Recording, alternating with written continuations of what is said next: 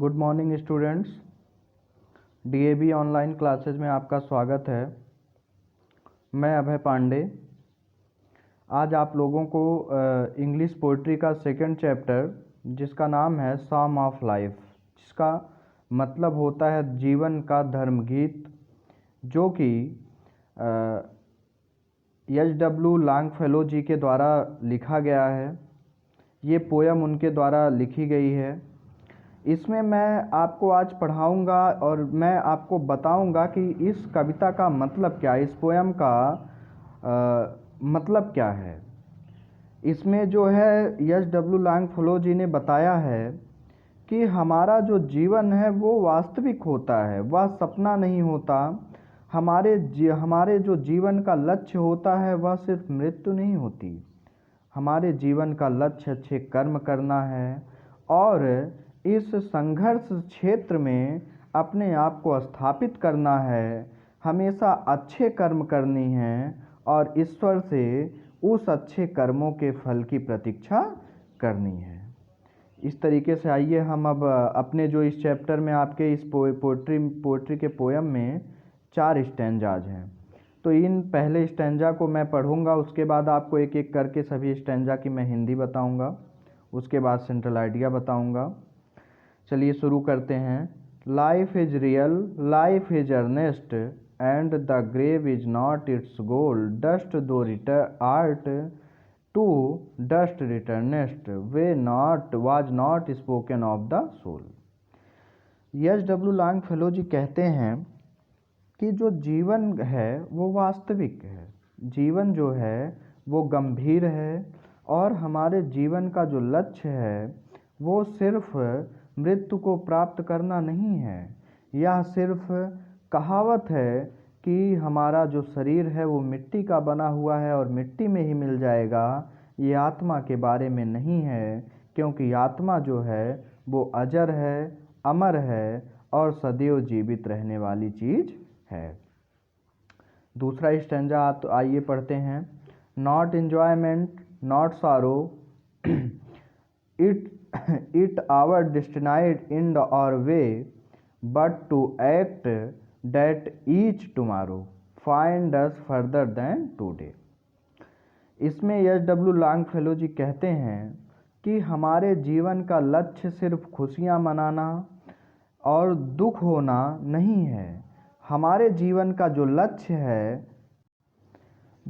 है वो काम करना है, जिससे कि हम अपने आने वाले कल को आज से बेहतर बना पाएँ। हम खुद को अपने आने वाले कल में खुद को आज से बेहतर पाएँ, ये हमारे जीवन का लक्ष्य है। आइए तीसरा पढ़ते हैं। In the words broad field of battle, in the bivouac of life, be not like dumb driven cattle, be a hero in the street। H W. Longfellow ji कहते हैं कि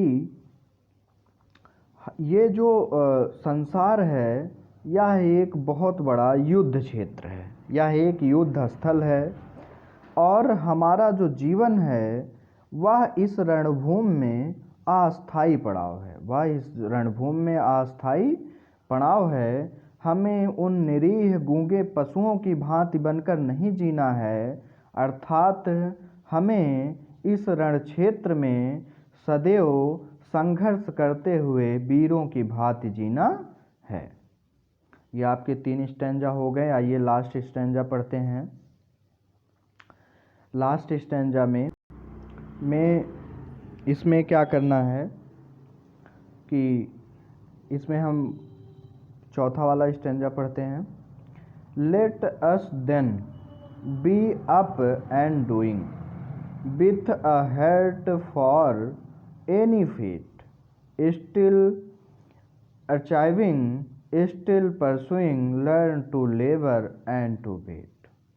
इसमें एच.डब्ल्यू. लॉन्गफेलो जी कहते हैं, एच.डब्ल्यू. लॉन्गफेलो जी कहते, मैं इसमें शुरू करता हूँ।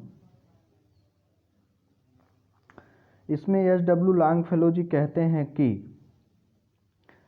हमें इस भरोसे के साथ, ये सब ध्यान में रखकर, इस भरोसे के साथ कि सब कुछ ईश्वर के हाथ में है, सभी कर्मों के फल ईश्वर के हाथ में हैं, हमें यह सब सोचकर पूरी मेहनत और लगन के साथ इस कार्य में जुट जाना चाहिए और लगातार निरंतर सफल होने के लिए प्रयास करते रहना चाहिए।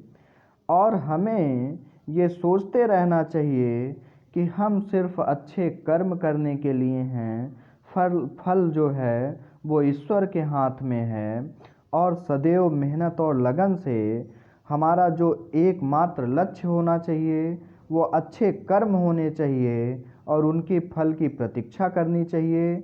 इसलिए सदैव अच्छे कर्म करें और फल की प्रतीक्षा करें। ये आपके 4 स्टैंजा के हिंदी में मतलब था। और अब मैं आपको सेंट्रल आइडिया बताऊंगा, जिसको आप अपनी नोटबुक में नोट करते रहिए, स्कूल खुलने के बाद चेक होगा। सेंट्रल आइडिया ये आप लोगों के लिए है।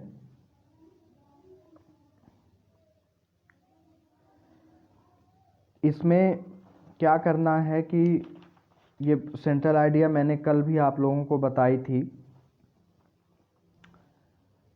इसमें जैसे कि मैं बता रहा हूँ, life is rare and precious, some of life की सेंट्रल आइडिया है।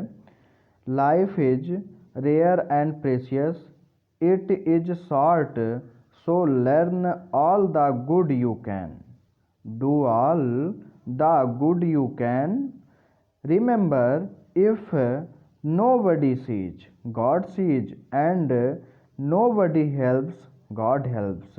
The poem has a universal appeal because it purchase of gospel of duty, sane, hopeful, and performable by all. और इस सेंट्रल आइडिया का हम हिंदी मतलब आपको बताएंगे। इसमें एच.डब्ल्यू. लॉन्गफेलो जी बताते हैं कि जीवन दुर्लभ है, बहुमूल्य है, और इसमें ये कह लीजिए कि इसकी समय सीमा थोड़ी है और आपके पास काम करने को बहुत हैं। अधिक से अधिक सीख कर अच्छे से अच्छा काम करिए। ईश्वर सर्वव्यापी है, वह सब कुछ देखता है, वह हर समय तुम्हारा सहायक है, रक्षक है, हितैषी है। और कविता में जोर देकर कर्तव्य करने को कहा गया है, इसी में बुद्धिमानी है, यही तुम्हारा फर्ज है। सभी से आशावान रहकर अपने कर्तव्य को पालन करना है, यही हमारे जीवन का स्रोत है। ये आपका आज